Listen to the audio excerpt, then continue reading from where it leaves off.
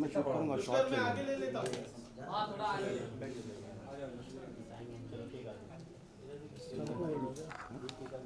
दिखेगा कहां सर आ रहा है सिंगल लाइन में बाइट है सर क्लोज फटाफट करो कम क्लोज सिर भाई एक शॉर्ट फोटो के लिए फिर हमारी है एक फोटो करने के बाद एक विजुअल करा। हां हटना नहीं है क्लिक होने के बाद कटना नहीं सर ना एक शॉट करना फोटो के लिए काटना नहीं है ये काटना है यहां पे फोटो के लिए सिर्फ एक्शन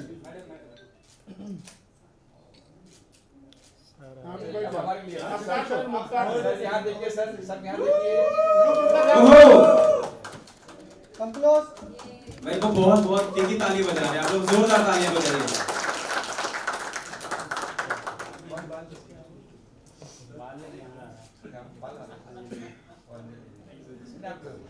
नहीं जतिन ऐसे मत करे यार आगे रहेगा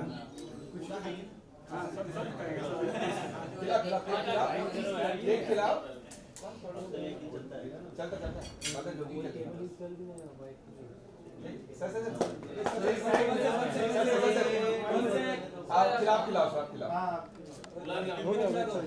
खिलाओ लेगे की क्या यहाँ तो चलेगा सर चल हो गया बैठ लो भाई टेबल रहने दे भाई चलिए आइए भाई भाई टेबल रहने दो भाई हर्ष टेबल लेके आई ऐसे ही कर मैं टेबल लेके आता हूं टेबल लगाने दो यार हां टेबल पे घूम रहे हैं।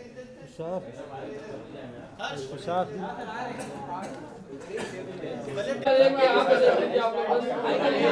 एक फोटो खींचिए हाँ श्योर यार नीत मनमीत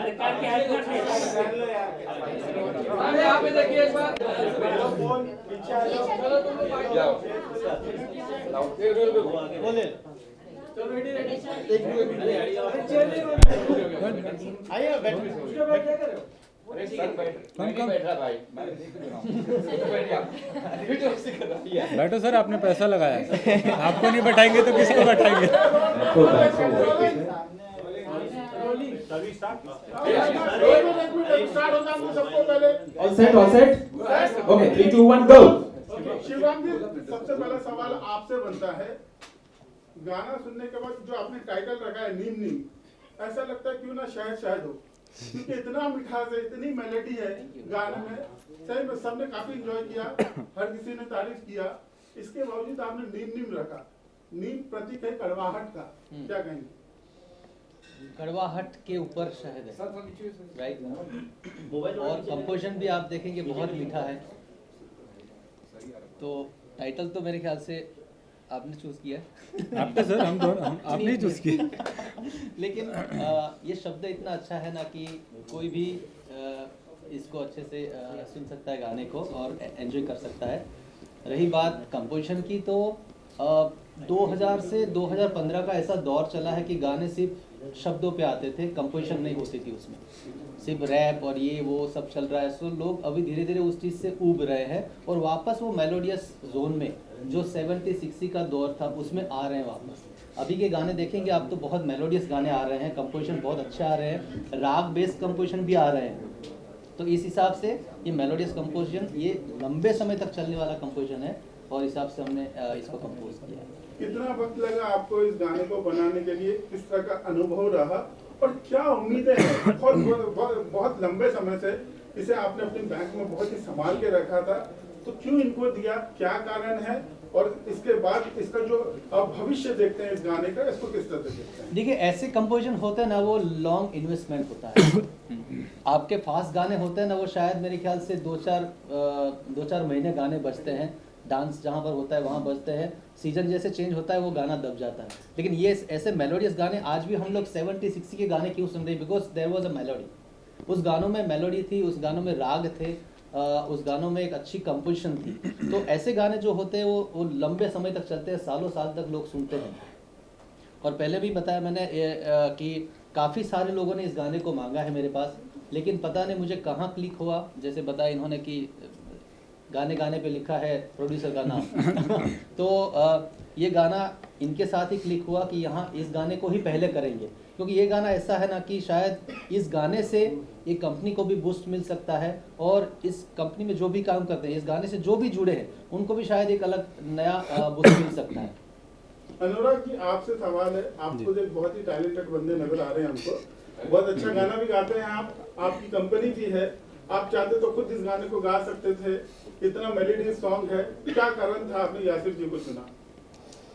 सर एक चीज़ होती है कि अगर हर बंदा हर चीज़ कर रहा है तो फिर बाकी क्या करेंगे, एंड ये एक चीज़ है। दूसरा ये था कि मैंने जैसे बताया कि मैं यासिर भाई का बहुत बड़ा फ़ैन रहा हूँ। एक गाना आपको सुन के पहले नज़र में उसका टेक्सचर पता चल जाता है कि ये गाना एग्जैक्टली कौन गाएगा या किसके लिए बना है। तो जब मैंने ये शिवराम सर से पहली बार गाना सुना तो मैंने पूरा गाना भी नहीं सुना, मैंने आधे गाने में आई मेक माई माइंड कि ये गाएंगे तो यासिर देसाई गाएंगे। तो इस तरीके से हमने फिर डिस्कशन किया एंड हमने थोड़ा सा स्क्रैच गवाया भी, तो the song was apt for him. मैं अगर गा देता तो हो सकता है उतना बूस्ट ना मिल पाता जितना यासिर भाई के गाने पे मिल सकता है। तो चलने के लिए पहले किसी की उंगली पकड़नी पड़ती राइट। एमबीए ने जो इतना स्ट्रॉन्ग प्लेटफॉर्म क्रिएट किया है, इसका भविष्य किस तरह से देखते हैं आप, और इससे लोग क्यों और कैसे जुड़ेंगे? To kindly correct you, it's MFA as in music for all records. MFA का again as I told, MFA का सिर्फ मोटिव आपका टैलेंट डाल नहीं देना है प्लेटफॉर्म पे। हम आर्टिस्ट को overall 360 degree, he is my business head, तो हम दोनों जब प्लेटफॉर्म बना रहे थे तो हमने यही आई गेस मोटिव हमने ये रखा था कि हम आर्टिस्ट को 360 डिग्री डेवलप करेंगे, राइट, 360 डिग्री डेवलप करेंगे, विच मीन्स कि आपके ऑडियो से लेकर आपके विजुअल्स तक, आपके गाने तक हम आपको हर चीज़ का प्रॉपर प्रोफेशनल से सजेशंस दिलवाएंगे। आपके गाने को एक बहुत 10x10 का प्रोडक्ट बनाएंगे, देन आपके गाने को हम लोग पुश फॉरवर्ड करेंगे इनटू द मार्केट। तो उससे क्या होगा, आर्टिस्ट को एक बहुत ज़्यादा मोटिवेशनल फैक्टर मिलता है, क्योंकि लेबल पे सिर्फ गाना दे देने से आई डोंट थिंक कि कुछ होता है, as far as I believe. तो यह हमारा मोटिव ये है कि सिर्फ पुट अक्रॉस ना करके 360 डिग्री एक ओवरऑल एक टैलेंटेड आर्टिस्ट को बूस्ट करना मार्केट में। मनमीत, आपसे सवाल है, आप वैसे तो बहुत खूबसूरत है, गाने में और भी सुंदर लगी है, ये जो रोल एक तरह का गाना एक पूरी कहानी बता रहा है, जहाँ पर आप धोखा देकर चले जाते हैं, लोग आपको याद करेंगे, इस बारे में आपके क्या रिएक्शन थे? सर पता नहीं, एक इस गाना मैंने पहले भी किया था, उसमें भी मैं धोखा दे रही हूँ। मतलब भोली सी सूरत है, फिर भी लोग पता नहीं मुझे ऐसा क्यों सोचते कि मैं धोखा देने वाली लड़की हूँ। ओके, सो बेसिकली इसमें लेकिन मैं धोखा नहीं देती हूँ, वो थोड़ी फैमिली प्रॉब्लम होती है। जैसे आपने देखा होगा कि मुझे फ़ोन आता है, सारी लड़कियां यही बोलती हैं सर। अब्बा नहीं मानेंगे, अब्बा नहीं मानेंगे गाइस, मैं गलत भी थी, वो फैमिली गलती लड़कों की होती है। जतिन, आपका अनुभव कैसा रहा शूटिंग के दौरान, खासकर मनमीत के साथ काम करने के? आई थिंक बहुत ज़बरदस्त एक्ट्रेस हैं, मैं इनसे पहले कभी मिला नहीं था, फर्स्ट टाइम हम सेट पे मिले, इनका काम मैंने पहले देखा है एंड जब इनके साथ काम किया, एक अच्छा एक्टर जो होता है सामने से आपको वो हेल्प करता है जिसकी वजह से आपका सीन आपकी परफॉर्मेंस अच्छी निकलती है एंड सो पता लग जाता है, शी इज़ अमेजिंग एक्ट्रेस। मयूर, आप कुछ पूछना चाहेंगे? कपूर साहब के लिए ऑब्वियसली आपने जैसे बताया गाने की जो बोल है, जाहिर है जो युवा फिल्म का गाना है, सबसे पहले तो उसकी याद दिलाता है। मुझे एक मीठा गाना था जो माधुश्री ने बहुत अच्छी तरह गाया था, यहाँ पे ऑब्वियसली जो शब्द है वो यासिर देसाई की आवाज़ में है, एक अनोखा हमें अंदाज सुनने को मिल रहा है उनकी आवाज़ में। और ऑब्वियसली आपने इस गाने की जर्नी भी बताई कि कैसे ये पहले अनिल शर्मा ये गदर 2 के लिए था, तो सबसे पहले तो दाद देनी पड़ेगी आप लोगों की, आपने अनिल शर्मा और सनी देओल के टाइप के लोग के हाथ से ये गाना लिया। तो मेरा सवाल ये है कि इसे 2015 से ये गाना बना हुआ है, और आपको क्या लगता है कि क्या अगर ये गाना फिल्म में जाता तो शायद जिस तरह आप चाहते थे, क्या उस तरह से ये फिल्म में निकल के आया था या नहीं? डेफिनेटली आता, अगर किसी भी फिल्म में जाता है गाना तो अच्छे से निकल जाता हो, लेकिन अभी भी बता रहा हूँ कि शायद कई कंटेंट ऐसे होते हैं अच्छे, जो जब तक आप उसके अंदर इन्वॉल्व ना हो लास्ट तक, तब तक आपको पता नहीं चलता कि ये मार्केट में आएगा कि नहीं। बहुत सारे ऐसे गाने हैं, मेरी काफ़ी सारी फिल्में आई हैं ऐसी जिसमें मैंने काफ़ी गाने बना के दिए हैं, लेकिन वो फिल्में आज तक नहीं आई। वो कंटेंट फिर दब जाता है, अच्छी चीज़ें रह जाती है, राइट। तो अगर ऐसा कोई, अगर मेरे पास बंदा आता है या कोई ऐसा प्रोड्यूसर आता है कि सर इसको हम साथ में काम करके आगे लेके जाएंगे, तो definitely I will work with them. Right. और अनुराग में मुझे वही चीज़ लगी कि ये एक सही में गाने को आके लेके जाए। दूसरी क्या बात है, कंपटीशन इतनी सारी है आज म्यूज़िक को लेकर। आप देखते हैं रोज़ यूट्यूब पे कम से कम 2 से 2,500 गाने आते हैं। आपका गाना कहाँ है आपको पता ही नहीं है, इतना कंटेंट आता है मार्केट में। तो आपका गाना कहाँ प्रॉपर मार्केटिंग होगा, इस गाने का प्रॉपर सिंगर से गवाएंगे, प्रॉपर इसका म्यूजिक अरेंजमेंट्स होगा, इसका प्रॉपर मिक्सिंग होगा, इसका प्रॉपर वीडियो बनेगा। ये जब तक आपको नहीं लगता तब तक मैं गाना देता नहीं हूँ किसी को। और वजह यही है कि अच्छी चीज़ दब जाती है अगेन। तो मुझे लगा अनुराग की बातों से जब हम पहली बार मिले कि सर हम गाना करना चाहते हैं, तो हमने यही डिस्कशन किया भाई किस लेवल पे हम लोग लेके जाएंगे गाने को, क्योंकि अगर वो लेवल पे गाना नहीं गया तो गाना वापस वहीं के वहीं रह जाएगा। सो उस हिसाब से हमने प्लान करके साथ में ये गाना इस गाने को आगे लेके आए हम लोग। मनीष जी, आपके करियर में जो अभी तक जैसे आपका इंट्रोडक्शन किया जाता है कि डिम्पल्स फ्रेंड फ्रॉम शेरशाह, आपको क्या लगता है कि इस सुंदर गाने के बाद आपकी खुद की एक पहचान इस गाने द्वारा बन पाएगी? Absolutely sir. उसमें तो डिम्पल्स फ्रेंड थी ना, यहाँ पे I am in the main. So या उसकी एक अलग खूबसूरती है क्योंकि वो एक फिल्म है और ये गाना है। गाना मतलब लोग आई थिंक ये गाना गाएंगे तो उनको मैं याद आऊँगी, वो मेरा वीडियो। सो या पहचान तो बनेगी। लेकिन ऑब्वियसली जो अभी ये इस कॉन्फ्रेंस में शुरू से अंत तक बार-बार आपको हॉट केक कहा जा रहा है बाय द पता नहीं क्यों ऐसा बोल रहे हैं। लगते हैं मैं पूछ रहा था अगर ये आपको hot cake कहते हैं, सॉरी हु? अगर ये आपके दोस्त एंकर जो आपको हॉट केक कहते हैं तो आप इन्हें क्या कहते हैं? Cherry on the top? नहीं भाई, ये पता नहीं है कहाँ से आज इनके मुंह से शब्द निकल गया भाई, ऐसे ऐसे शब्द मार बहुत अंदर से खाया। चॉकलेटी बॉय। मतलब आज पहली बार ये शब्द निकले, आप दोनों एक दूसरे को कुछ नेम नहीं देते। नहीं नहीं नहीं नहीं फिर आपके करियर में इस गाने की क्या अहमियत है? आई थिंक आपके करियर में जो भी काम आपको आता है उसकी हर चीज़ की बहुत ज़्यादा अहमियत रहती है, वैल्यू रहती है। यू नो हर एक स्टेप की एक अहमियत होती है। तो डेफिनेटली ये भी एक बहुत बड़ा टर्निंग पॉइंट होगा। मैं हर काम को ईमानदारी से करता हूँ, जो भी आता है सामने, जो भी अच्छा लगता है दिल को। एंड उसकी you know first I have to like it, I have to love it. अगर मुझे पसंद आ रहा है मैं कर रहा हूँ, और डेफिनेटली वो चीज़ आपको आगे लेके जाती है। एक आखिरी सवाल आप दोनों से, आप दोनों युवा हैं, जैसे कंपोजर साहब ने कहा कि इस दौर में तरह तरह के म्यूजिक सुनने मिलते हैं, खासकर अगर हिंदी सिनेमा में देख या इन द प्राइवेट स्पेस, तो कई बार उसमें शायद थोड़ा लाउड म्यूजिक, रैप वैप जिसका अपना एक स्वाद है, लेकिन वो कितना उस जॉनर के रूट से कनेक्ट करता है, आई थिंक उस पर हमेशा डिबेट हो सकता है। बट एज यूथ आप कैसे देखते हैं जो म्यूजिक रहा है पिछले 5-7 साल में? क्योंकि अक्सर कहते हैं कि एक हिंदी सिनेमा का जो डिक्लाइन हुआ है, one of the reason is that कि गुड म्यूजिक आता नहीं है। तो but you guys being youth, आप कैसे देखते हैं?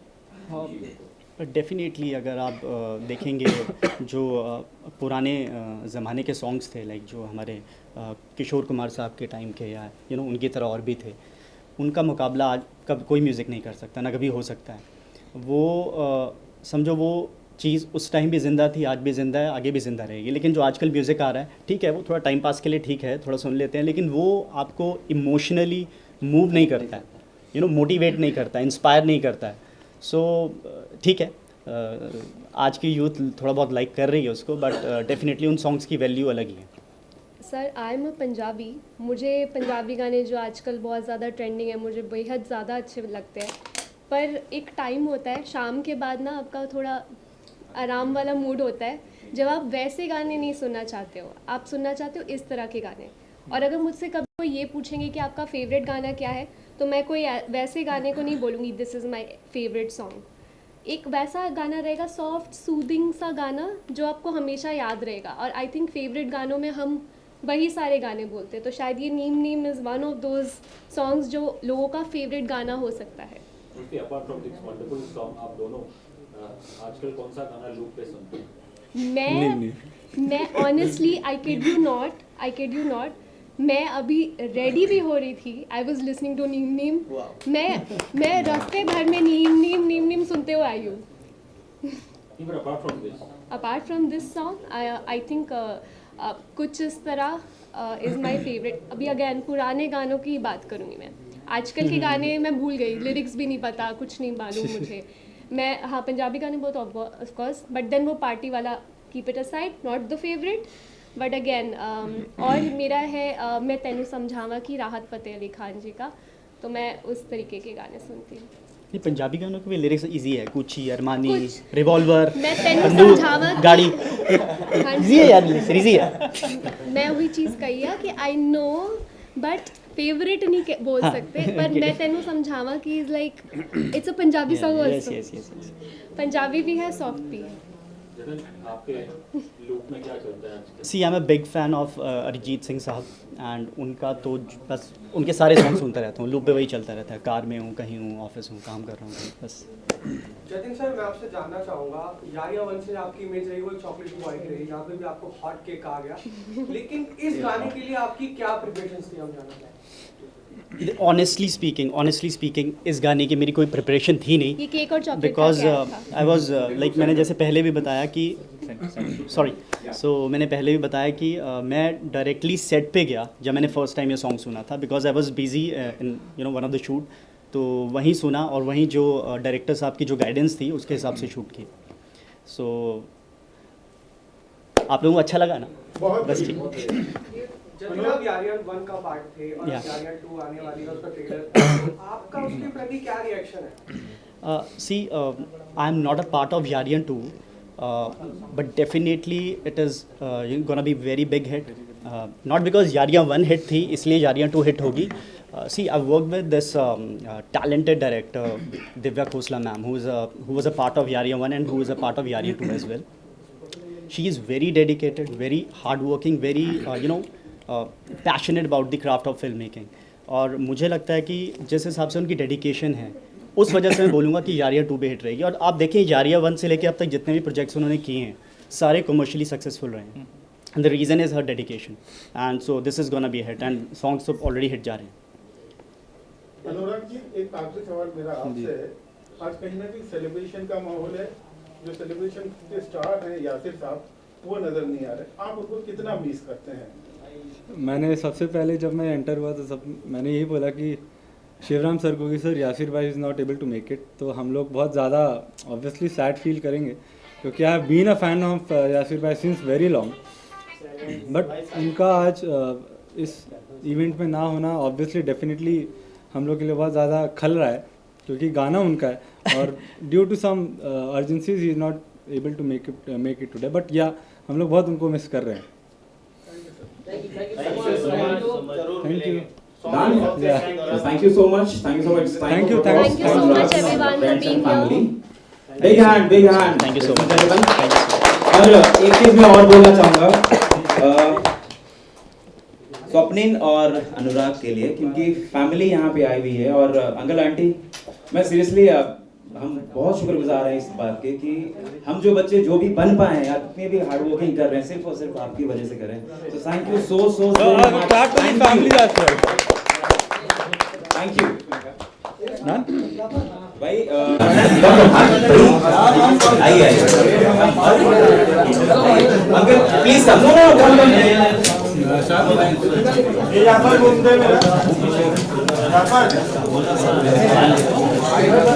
Kumar Saurabh Sinha, come here.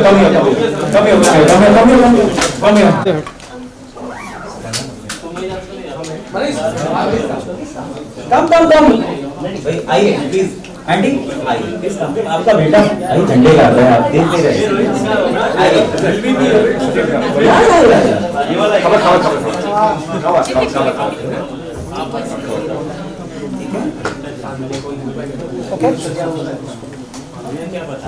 छोटे रवीरा कम लो friend please, come.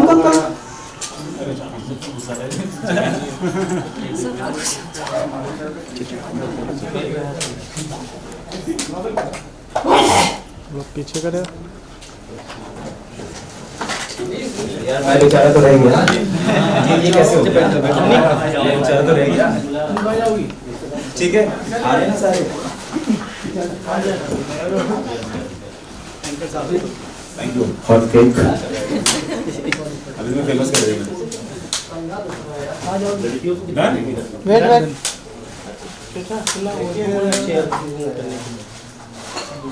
Thank you so much. Have a great night. Bye. Take care. Rolling एक मिनट।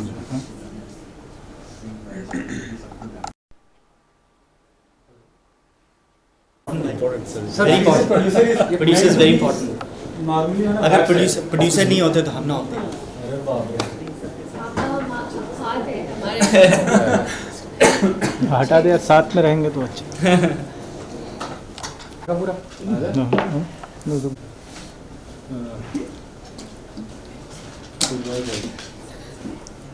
किधर शील भी इन द मिडल और कैसे करना है? बीच में ही रहना, साथ में रहो। हाँ सर।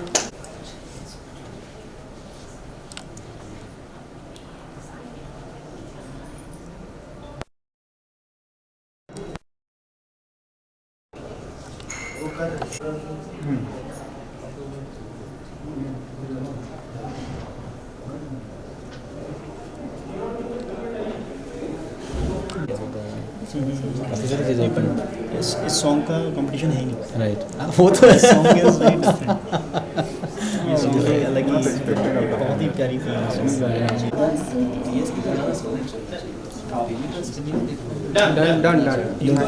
एक बार अरे भाई को बुलाया। सबसे ज्यादा सबसे पीछे पीछे रहता है, आगे ढूंढना पड़ता है।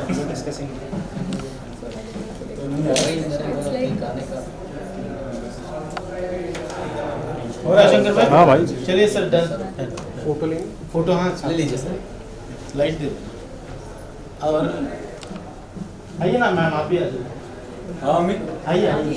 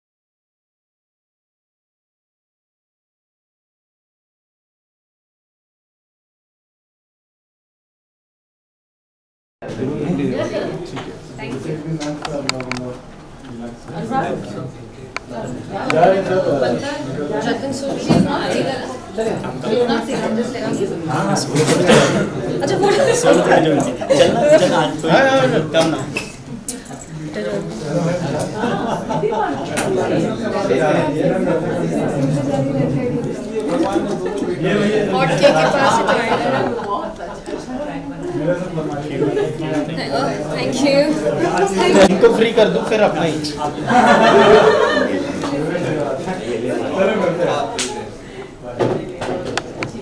अभी आप क्या? अनुराग भाई, अनुराग भाई इधर आइए। Thank you. ओके शंकर भाई, थैंक यू, थैंक यू। इनका सर। अरे इन्हीं के साथ ले लीजिए। सोलो मैडम के साथ। मम्मी को दिखा दो, मम्मी को दिखा दो। I also want this with the most